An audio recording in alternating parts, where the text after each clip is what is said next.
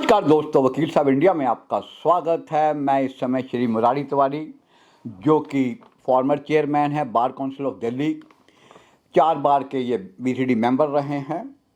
आइए जानते हैं इनके अपने इस सफ़र के बारे में कि इनके क्या तजर्बे रहे हैं मेंबर्स के बारे में और इनका क्या कंट्रीब्यूशन रहा इस पीरियड के अंदर। सर, जैसा कि आपको पता है कि 2003 में मैं पहली बार दिल्ली बार काउंसिल में इलेक्ट हुआ और उसके बाद लगातार 3 टाइम्स इलेक्ट हुआ। ये 4th टर्म है हमारा बार काउंसिल में।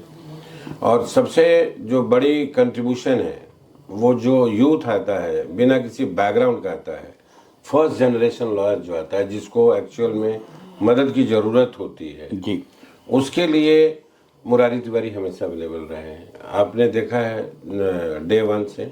और जो बच्चा इस शहर में, इतने बड़े शहर में आता है, उसकी जर्नी स्टार्ट होती है, उसका पहले वकालत में स्टार्ट कैसे हो, लाइसेंस कैसे मिले, उसका रजिस्ट्रेशन कैसे हो, उसको कैरेक्टर सर्टिफिकेट देने के लिए कोई नहीं मिलता था यहाँ। और धीरे धीरे फिर उसको एक सीनियर चाहिए जहाँ से वो अपनी वकालत शुरू करे।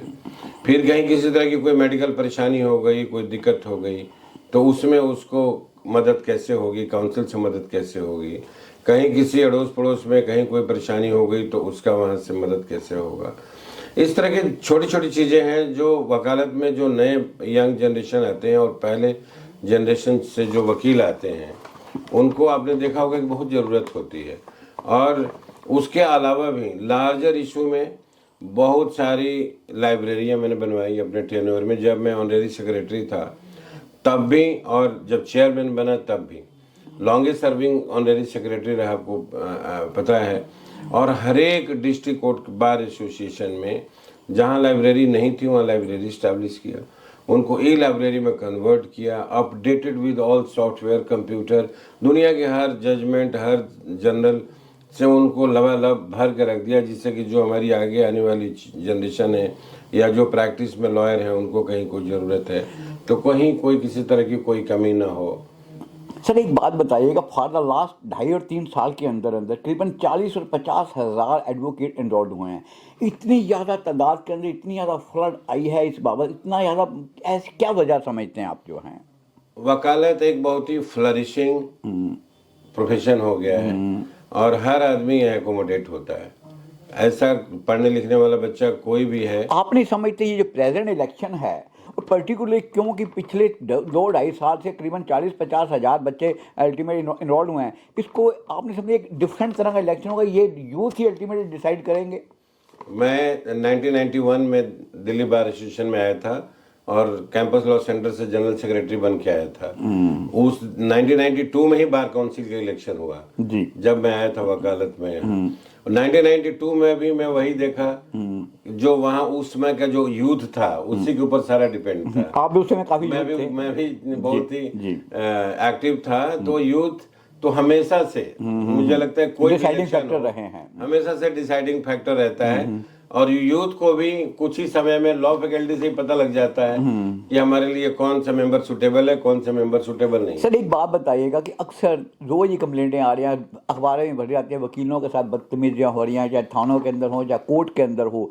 आपने समझते टाइम आ गया है कि जल्दी से जल्दी एडवोकेट प्रोटेक्शन एक्ट को अमल करने की जरूरत, उसके ऊपर कुछ काम करेंगे? और क्या आज तक इसमें हर्डल्स क्या आ रही है? सवाल इस चीज़ का है, मेंबर जानना चाहते हैं हर्डल्स का, और आप बीसीडी ने इस बाबत क्या क्या काम किए हैं? मुझे आपको बताते हुए खुशी हो रही है कि एडवोकेट एक्ट, इसका एडवोकेट प्रोटेक्शन एक्ट का 99% काम हो चुका है जी। We have been working hard for many years जी, और इस पर पूरा तैयार हो चुका है। कुछ एक ऐसे प्रोविजन है, लीगल प्रोविजंस हैं जो ओवरलैपिंग करते हैं। जो एग्जिस्टिंग हमारा आईपीसी है, अब जो बीएनएस हो गया है, तो उसमें बहुत सारे ऑफेंसेस ऐसे हैं जो ऑलरेडी बीएनएस में कवर है। जो एक्सक्लूसिव प्रोटेक्शन जो एडवोकेट प्रोटेक्शन एक्ट में देना है, वो कुछ जो प्रोविजन है वहाँ क्लैश। आपका कहने का मतलब ये बहुत नियर नजदीक आप पहुंच चुके हैं इसके इम्प्लीमेंटेशन के बाद बनेंगे जी। बनते ही इस टर्म में एडवोकेट प्रोटेक्शन एक्ट लागू होगा, ये मेरा आपसे वादा है। और जो भी आपके व्यूअर्स हैं, मैं सब अपने कलीग से भी कह रहा हूँ। सर आप बताइएगा कि सीएम जो लायर वेलफेयर स्कीम है, एनसीआर एडवोकेट के लिए ऑलरेडी ओनली उन लोगों के लिए जो कि आपका वोटर्स हैं दिल्ली के लिए, आपने समझते बहुत बड़ा अन्याय है, इनजस्टिस है उन मेंबर्स के लिए आपको जो कि सब्सक्रिप्शन देते हैं, यहीं पर एनरोल है और मेरे मुताबिक 70% टाइम अपना यहीं पर गुजारते हैं। आपने बहुत वैलिड बात की है। और आपको ये बात पता है कि किसी तरह से बड़ी मुश्किल से पिछली जो सरकार थी उससे हमने सीएम वेलफेयर स्कीम बनवाया। उनका ये आर्गुमेंट था कि जो एडजॉइनिंग एरियाज हैं वहाँ पर जो रहते हैं लोग मेरे वोटर नहीं है, क्योंकि इसमें गवर्नमेंट का ही बजटरी एलोकेशन होता है। तो सबसे पहले इस बात पर हम लोग कोर्ट गए, कोर्ट ने भी सिंगल बेंच ने अलाउ कर दिया है कि उनको मिलना चाहिए। फिर उसके बाद अब सरकार बदल गई है, एलपीएफ गए। हाँ, अब सरकार बदल गई है। तो सरकार ने हमें वादा किया है पूरी तरह से कि अब क्योंकि एडजॉइनिंग एरियाज में भी इसी पार्टी की हमारी सरकार है, करीब करीब यूपी में, राजस्थान में जो एडजॉइनिंग एरियाज हैं, दिल्ली में, तो हरियाणा में, तो 100% ये लागू होगा। और हमारे एनसीआर में जो वकील भाई हैं उनको अब ये सारी सुविधाएं बहुत जल्दी, जैसे बार काउंसिल रीइलेक्ट होके आएगी, उनको भी मिलेगा। सर, जो हैंडीकैप एडवोकेट हैं, आपने समझते हैं उनके लिए खास ध्यान देने की जरूरत है बीसीडी को? हैंडीकैप जो एडवोकेट्स हैं उनके लिए तो विशेष ध्यान बार काउंसिल देती है जी। उनके रजिस्ट्रेशन में फीस बहुत कम है जी। और उसके अलावा जो बार में सुविधा होनी चाहिए उनके लिए वो सारी सुविधाएं बार काउंसिल मुहैया कराती है। सर, आप यंग एडवोकेट को क्या एश्योरेंस देना चाहेंगे? यंग एडवोकेट्स को तो आने वाले टेन्योर के अंदर आप उनके लिए क्या गुजरने की तमन्ना है आपके मन में?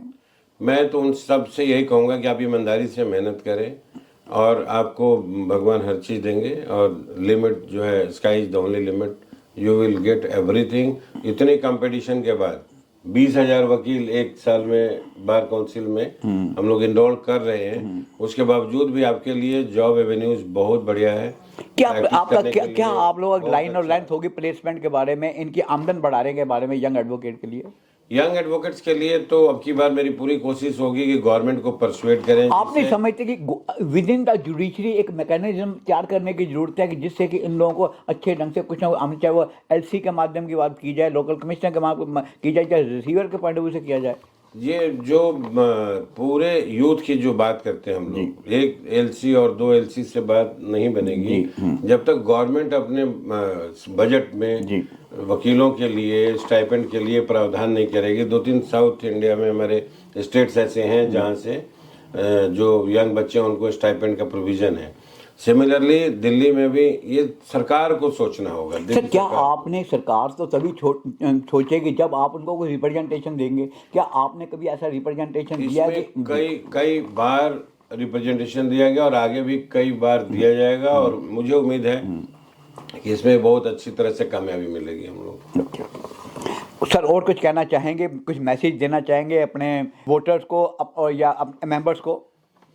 मैं सबको यही बोलूँगा कि मैं मुरारी तिवारी आप सबसे रिक्वेस्ट कर रहा हूँ कि मेरा बैलेट नंबर 29 है और आप 29 के सामने 1 मार्क करके नंबर में करें, वर्ड में करें, कोई मैटर नहीं करता है, और मुझे भारी मतों से विजय बनाएं ताकि मैं आपकी सेवा अभी तक जैसे करता रहा हूँ लगातार 22 साल से आगे भी करूँ, अपने तजुर्बे के हिसाब से, एक्सपीरियंस के हिसाब से, और चीज़ों को ढंग से और जल्दी से जल्दी उसको इम्प्लीमेंट करा पाऊँ। आपके ऊपर मेंबर कितना भरोसा कर सकते हैं? 100% करते हैं और करना चाहिए। और आपने भी महसूस किया होगा कि मुरारी तिवारी पर आप ही सबसे ज़्यादा भरोसा करते हैं और मेंबर भी ज़्यादा भरोसा। Thank you very much sir, so nice of you, so nice.